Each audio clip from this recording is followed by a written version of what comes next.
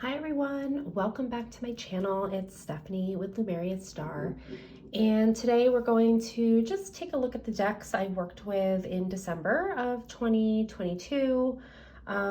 Just reflecting on my hashtag that I do every month, the Lumeria Star Tarot Edit, where I really just started that hashtag to really rotate my decks and just make sure everyone's getting enough time. I'm getting enough time to work with these decks. So without further ado, let's take a look at what I worked with for the month of December, what worked, what didn't, and what I loved and maybe what I wasn't connecting with.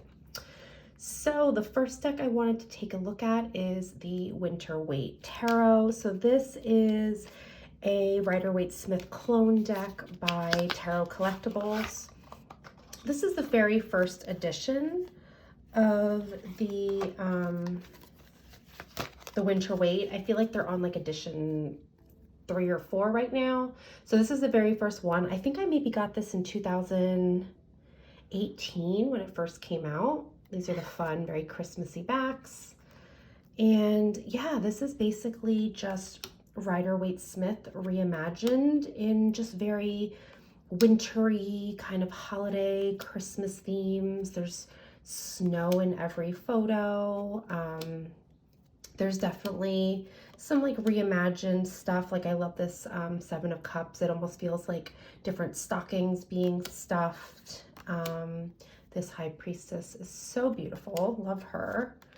Santa Claus makes an appearance quite a bit in this deck.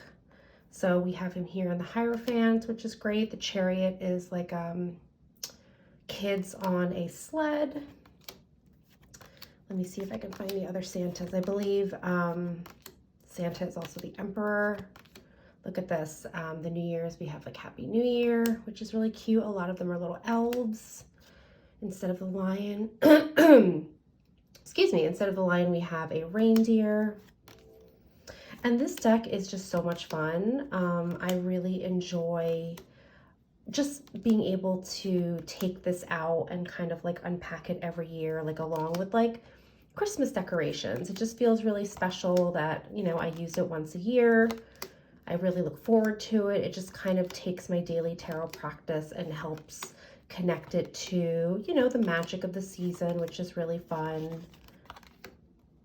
And this is just such a gem. I did also have this, I think it was the 3rd edition, which was, oh, there it is. Santa is the Emperor. I did also have the 3rd edition, which was the Winter Waite Santa's Helpers, but I did actually just rehome that in one of my recent like deck declutters. Not that it wasn't beautiful, because it was so cute. Different colors. It was more pastel in like color palette, but I realized this feels more special when I have just one. Like I felt like they competed with each other, and I noticed I was always reaching for this one, probably because I bonded with it first. I've had this one since it came out in, yeah, I think it was 2018 maybe, or even 17, I'm not really sure. But I just love this deck so much. Look at this beautiful Knight of Pentacles. And I love it. And again, always such a joy to work with. And you know, now since we're in January, it's time to pack this one away. But you know, again, it's just such a joy that I always get to use it every December. So that is the Winter Waite Tarot by Tarot Collectibles, and always a huge win. So love that deck. Okay. So another deck I worked with, of course, because I love my seasonal energies, is the Seasons of the Witch Yule Oracle. This is mass market, this tarot, or not tarot, this Oracle series. I really enjoy these decks for so many reasons. I love that it's able to really connect me just to the energy of what's going on outside and what's going on seasonally. That's a large part of my spiritual practice, my witchy practices. I very much follow like the wheel of the year. So I love this deck series, and I'm really hoping, fingers crossed, they go through with all of the decks for each Sabbath. So in total, there'll be 8. But I love this because it really just helps me tap in to seasonal energies. And I believe I still have 3 of these cards on my altar. which was my like winter solstice altar. And like I always say, I really love Giada Rose's artwork. I am a little disappointed that their next deck coming out, which I believe is Mabon, she will no longer be working on the series. I think she's doing some other projects. I know she also like recently had a baby within the last year, so I'm sure she's really busy. So I'm a little disappointed she's not going to finish out the series. But it's okay. I did see the new artist, and her artwork is also really beautiful, so that's fine. But I will cherish these decks. These, again, are such a joy to take out every season. These serve as really great journal prompts. These serve as, sometimes I use them as like an anchor for my tarot reading, and I'll pull like tarot to support the main message. And these are also really great altar cards. So I just really, really, really love this series. So again, this one will be packed away. I could still work with it in January, but I feel like I just want to like a clean slate with new decks. So always a win, always love taking these out, and this will be packed away. This is Seasons of the Witch Yule Oracle. All right, so another deck that I work with, I tend to be drawn to in the winter, is the Tarot Chimera. This is the Arcana of Odilon Redon, who is a French artist. This artwork is just so haunting. I did edge these myself in black. It's so haunting and so beautiful. And I think for me, the limited color palette of primarily like blacks, whites, grays, sepia tones, this to me feels very wintry. It feels like that stark contrast of winter, that coldness, like the snow and the darkness. Yeah, this deck just reminds me of winter. And Odilon Redon's artwork. So the person who created this, Natasha Roland, this is not her original artwork. This is, again, artwork by Redon. I wasn't familiar with his artwork until this deck, and then another tarot deck featuring his artwork came out, not by the same creator, but I was like enchanted by his artwork. It's haunting, it's dark, it's mysterious, it kind of pulls you in, and I feel like it pulls you into this like kind of dark dream world. It feels otherworldly. It feels like he was a very deep person who felt things deeply, who had a very vivid imagination. All of that really resonates with me as well. Some of these feel like some of my dreamscapes. So I think that's why I think this is such a good deck for the darker months of the year. I tend to work with this alongside with the Seasons of the Witch Yule Oracle. They just complement each other really well. This deck allows the Oracle card to really shine through, and this is like the supporting message. So those two have really found a nice pair with each other. And I don't see like anyone talking about this deck, and I don't know why, because I'm kind of obsessed with it. And it's weird. I guess the artwork isn't for everybody. It's just dark, it's haunting, it's beautiful. Totally my aesthetic, all of those things, the dark and the beautiful.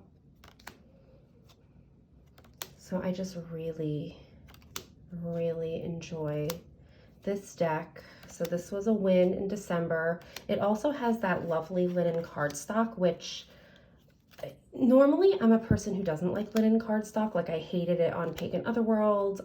It's too slippery for me, and I don't know what it is about this deck, but it's fine with this deck. And maybe it's the card size, even though I do think these are a bit larger than standard tarot.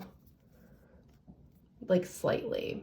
I don't know. This is linen cardstock. I don't know if you can see the texture, but it's lovely and it doesn't bother me. So this was a total win.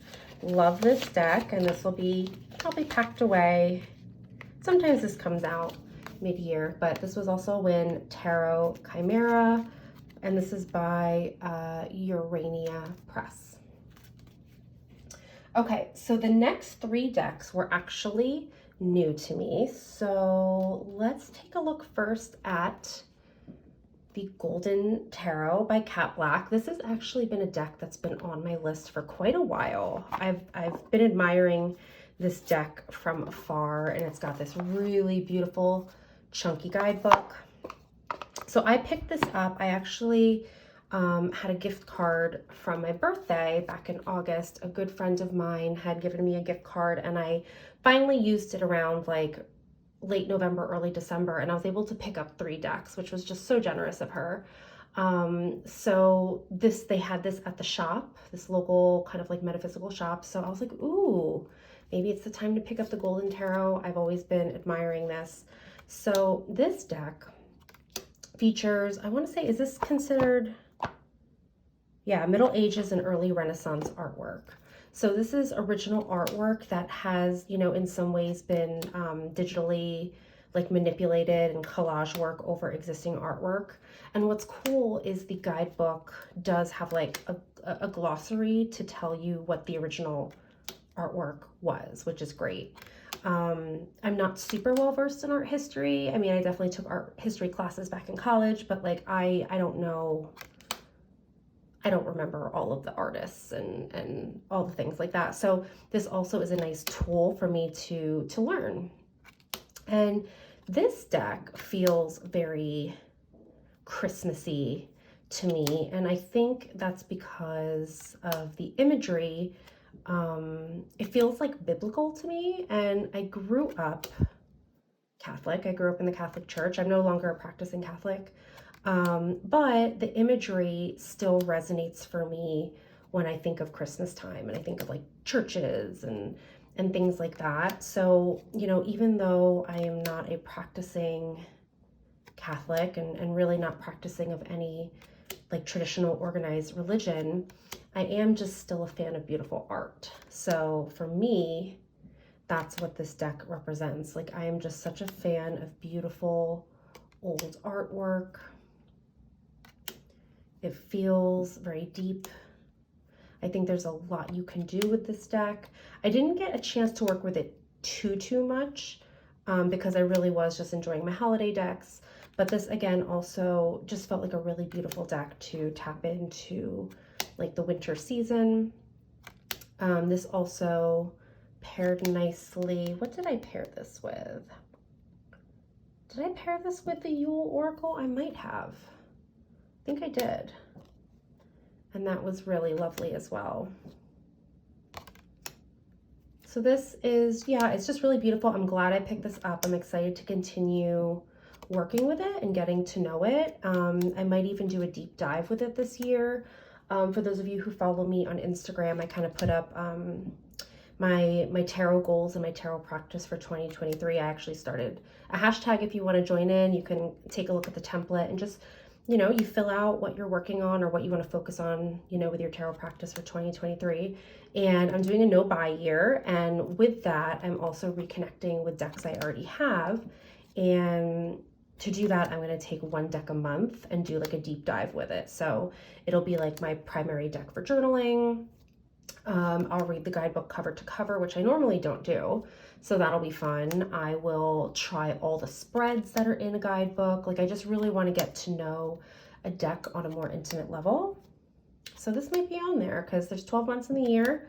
So for the month of January of 2023, which we're in right now, I am deep diving with my Moonchild Tarot.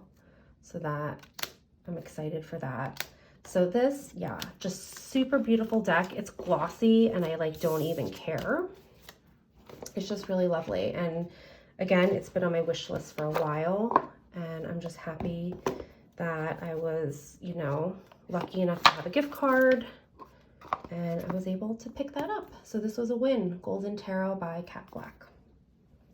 All right, so next deck, this was actually gifted to me by the creators. So this is the Pasta Tarot. This deck charmed me so much. I can't tell you how much I'm obsessed with this deck now. So let's get this out. So this was originally indie, and it recently went mass market in December. So this is the mass market copy that I was sent for review. So first of all, look at these adorable backs. Like if this deck doesn't make you hungry, I swear, every time I use this deck, I'm like, do I have pasta in the house? Can I make some pasta? It's a nice linen finish, regular tarot size. And this artwork, you would think this deck is like kitschy and maybe like a novelty deck and not usable. Oh no, no. It is absolutely usable. The artwork is pretty Rider-Waite-Smith based. It's funky, it's eclectic. This artwork is like edgy and stunning and delicious. And I am wildly obsessed with this deck. This deck is not going to be packed away. I'm going to keep this out. Look at this world card. The suits are renamed, so I can show you in the guidebook. I think that's pronounced Lunga. That's going to be the swords. As you can see, that's pretty Rider-Waite-Smith. Minuta, I want to say, is pentacles. Quarta, wands. I think it's wands. Look at this devil card with this, like, I don't know if is that Fra Diavolo? The Empress. Quarta. Where's the other suit? Ace of Quarta. Ripiena. I'm not Italian, you all. Look at this High Priestess card with the pepper and salt shakers. Like, so cute. Oh my gosh, everything about this artwork is just so good. This is so readable. If you think this, again, if you think this is like a novelty deck, it is absolutely not.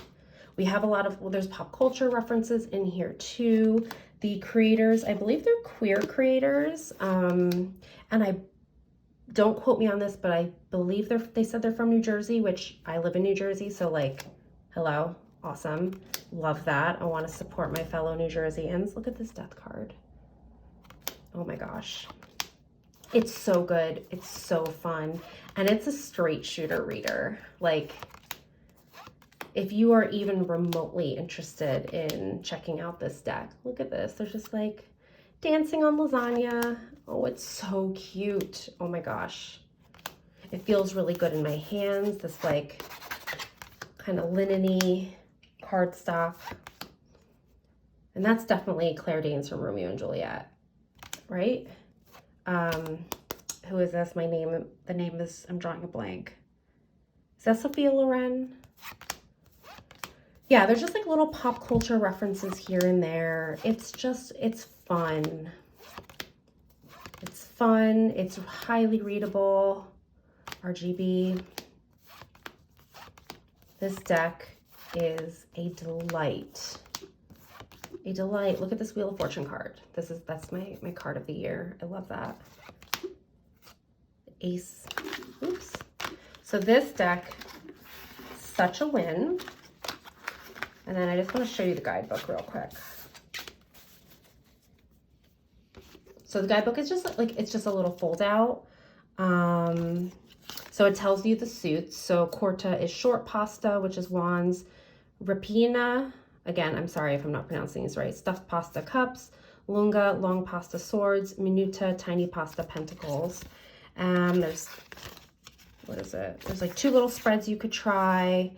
And then we've got what each card means. Just basically like one keyword and then the majors.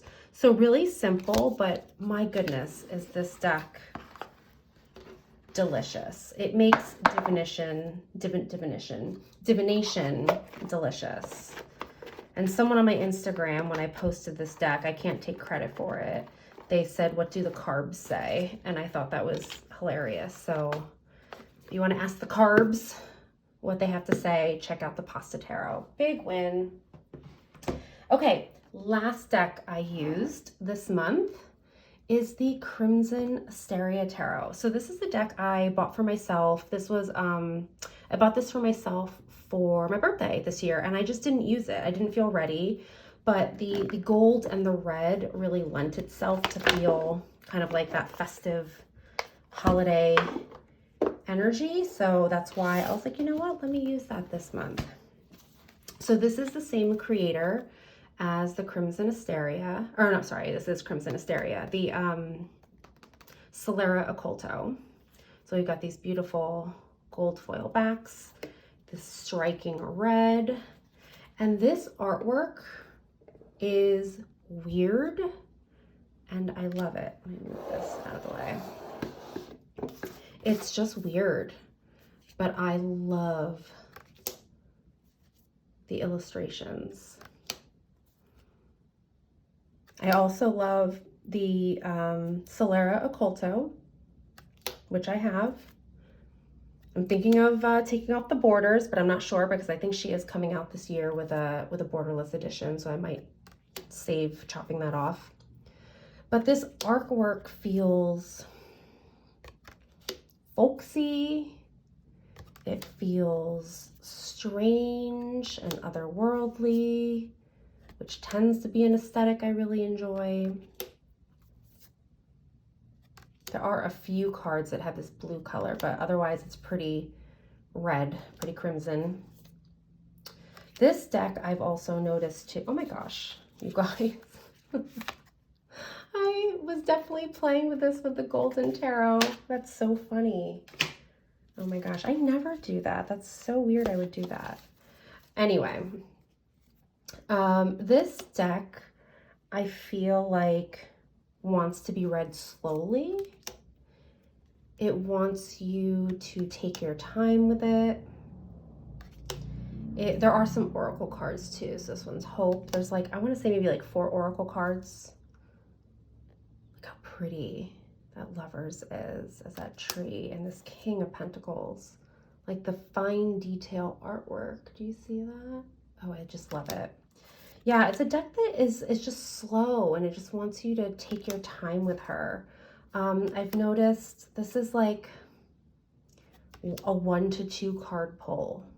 Like any more than that, and I feel like, I don't know, I feel like I don't like it. I want just 1 to 2 cards.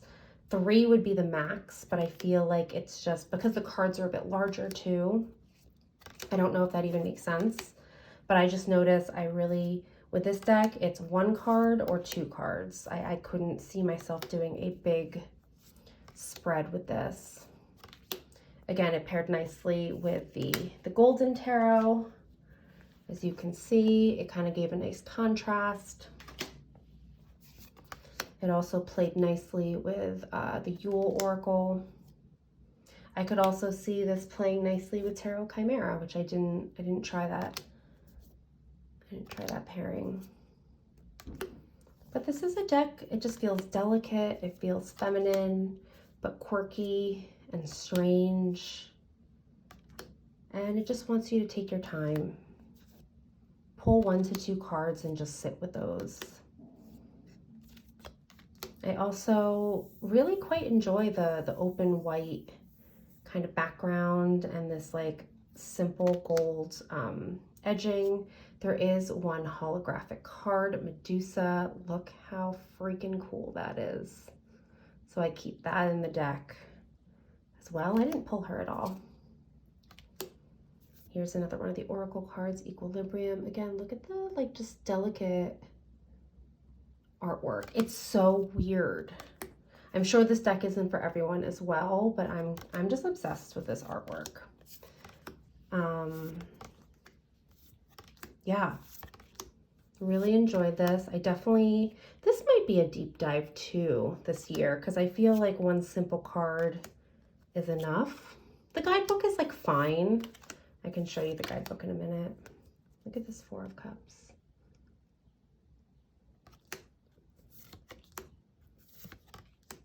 This is another extra card, Hysteria. Look at the detail. Really beautiful. Really beautiful. And the guidebook is like fine. I wish there was a bit more to it. It just goes right into each card. You know, there's a little write-up, upright and reversed keywords. It's very basic. I do wish there was a bit more, like maybe like some storytelling of like who these characters are, but that's fine. I feel like I would have a fun time doing that myself. So this might be a deep dive deck for this year. But this deck was definitely, I'm really glad I purchased this year. So this is my decks for December 2023. Let's put them all up here. Got the Golden Tarot, the Pasta Tarot, Winter Weight, Seasons of the Witch, of course, Tarot Chimera we'll put here. So these are all the decks that I worked with for December 2022. Really enjoyed everything, nothing disappointed, really happy with the selection. So I'd love to hear what you all think of these decks, and feel free to give this video a like if you enjoyed it. Feel free to leave a comment down below what your thoughts are on some of these decks, and I will see you all in the next video. Take care, everyone. Bye.